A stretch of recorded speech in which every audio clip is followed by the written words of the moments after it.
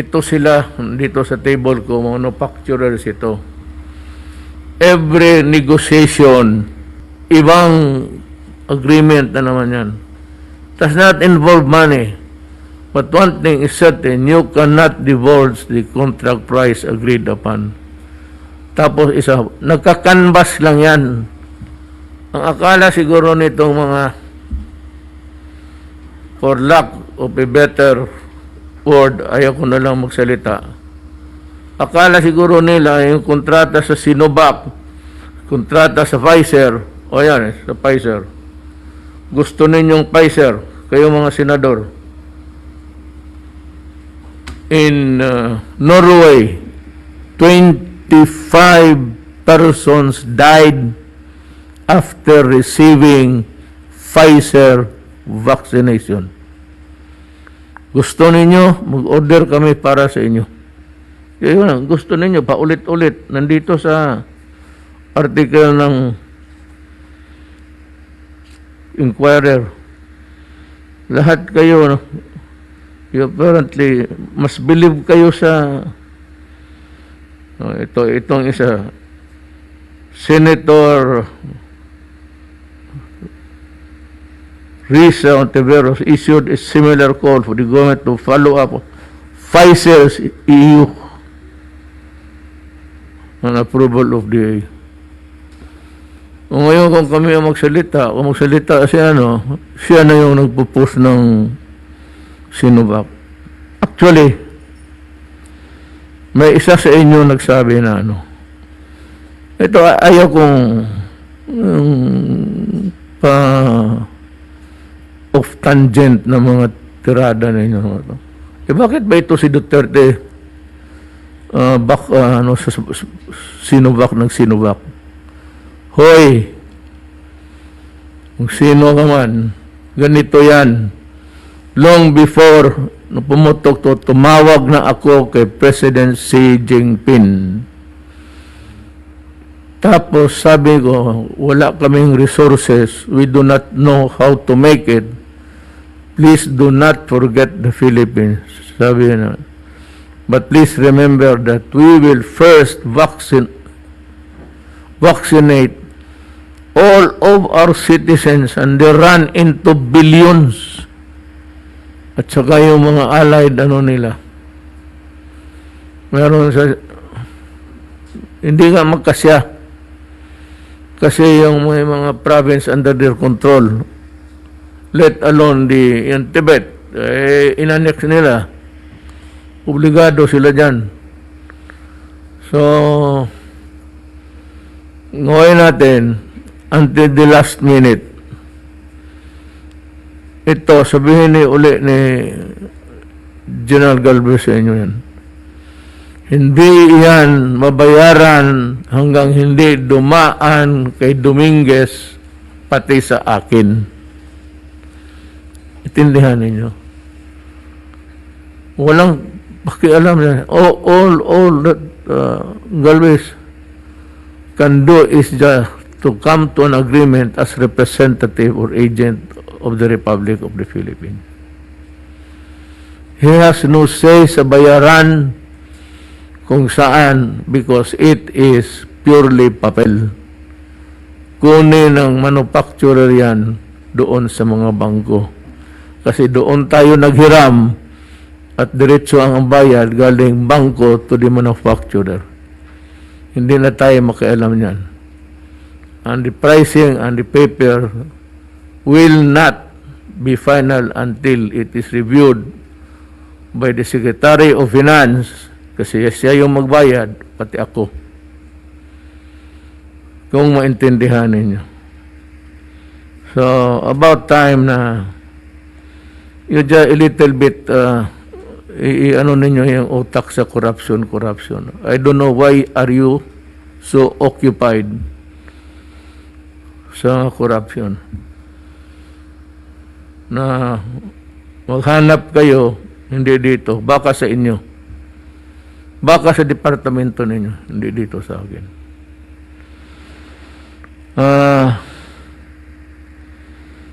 The earliest, sabihin ni General Galvez kung kailan. siya yung kita mo it's in the newspapers now. Or is it in the international cable networks? There has been a confusion sa mga health centers. Kaya ako, nakita ko na yan, malayo pa nakita ko na how to vaccinate the millions of Filipinos, 110 million. So, makapakuna lang tayo ng mga 70 muna. And kaya it will be under the supervision of the police, pati military. Kaya ang Pilipino, wala talagang disiplina. Pag nandyan, hindi niya magsabi, form a line, ito na ito. Unless there is a police with a stick, dyan pa maniwala. Ganun ang Pilipino eh. And we have come to live with it. Sa atin, natural na yan. Kaya ako, malayo pa, sabi ko, ito ang gawin ko. Police, pati military, police station. Wala lang pila na malayo. Bigyan lang ng number. Ano sabihin ko sa police, magawa kayo ng number. Sa kartolina lang. Ibigay ko pagdating doon, yan. Maghintay ka kung tawagin ka. Find a place where you can take shelter, not under the heat of the sun. Yan ang plano ko. Kami man kaya ang executive department, hindi namin masusunod. Now, I'm telling now,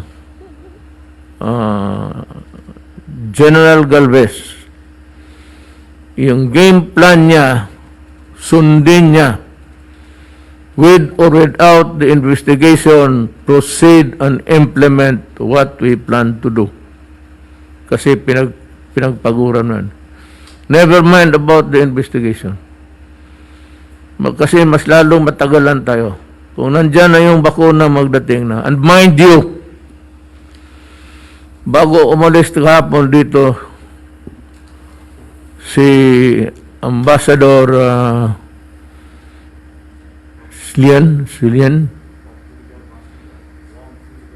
Mansilian, sabi niya that on top of that, magpadala sila libre 500,000, am I correct? 500,000 libre.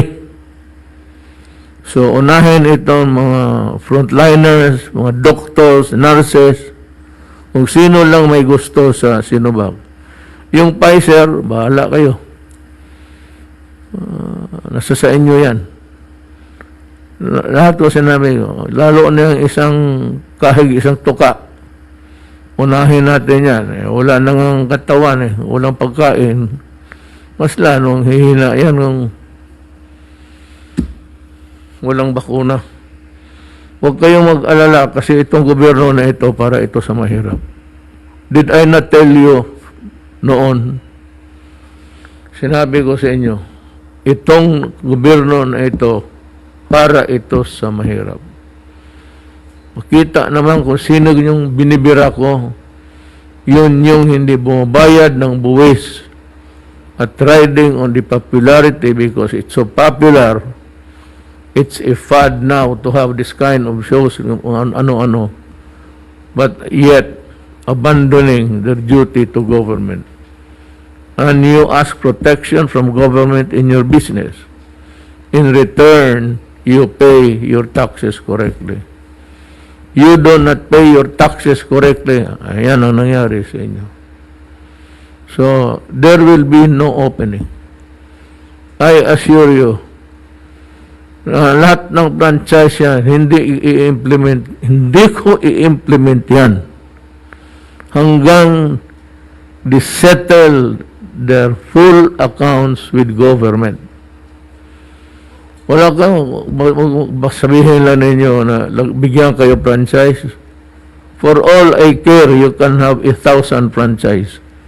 You will not see the light of day there until you come to government with clean hands.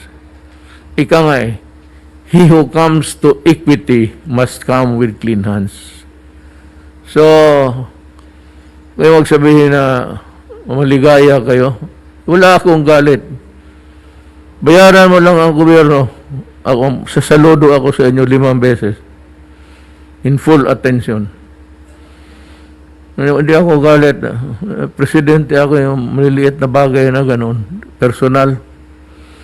But the bigger issue, the bigger picture in the background is really yung mga atraso ninyo sa taxes. Yan ang totoo dyan. And no franchise will ever be implemented. Waskin na bigyan ninyo ng 5,000 franchise yan. Hindi ko implement yan. Settle your account with government and yung lupa ninyo na ang binabayad ninyong taxes, you are occupying something like 44,000 square meters. Nasa sinabit ninyo na bapa ng lupa is 4 hectares. Kayong Pilipino, kayo namang galit na galit, hindi nyo alam, buti kayo kay mayaman. Yung mga mahirap na umaasa lang rin, ito mga vaccine, gobyerno ang mga gastos. Kala ninyo ganun lang kadali. Bigyan nyo yung amo ninyo, bayaran ng tamang buwis. And before opening, we will have a very short, serious talk. Do not compel me to do something which is not lawful. Just because you give them a franchise, it does not follow that all of their misdeeds in the past are condoned and forgiven.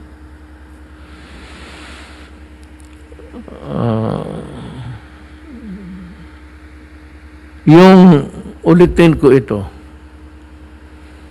we never imposed anything sa kanino man, whether as an individual or a group or a community, na magbili ng sariling bakuna. And almost everybody na kilala ko are scrambling to buy itong Pfizer. But to me, I think it's a good one. If you want to follow the experience of Norway, go ahead. Nobody would stop you. But this I can tell you, whenever prohibited anybody from buying from government, we are not selling. We are buying for the people, libre. Ngayon, kung kayong mga hospital, mga doktor, o mga mayaman, gusto ninyo magbili ng inyo, go ahead. Do not wait for us. If you have the money, buy it. But dumaan ka lang sa FDA, hindi na dito kay Secretary Galvez. Oo, nasa kanya. Doon kayo sa FDA. And finally, doon sa Secretary of Health. Yung perma ng pinakamataas, importante yan.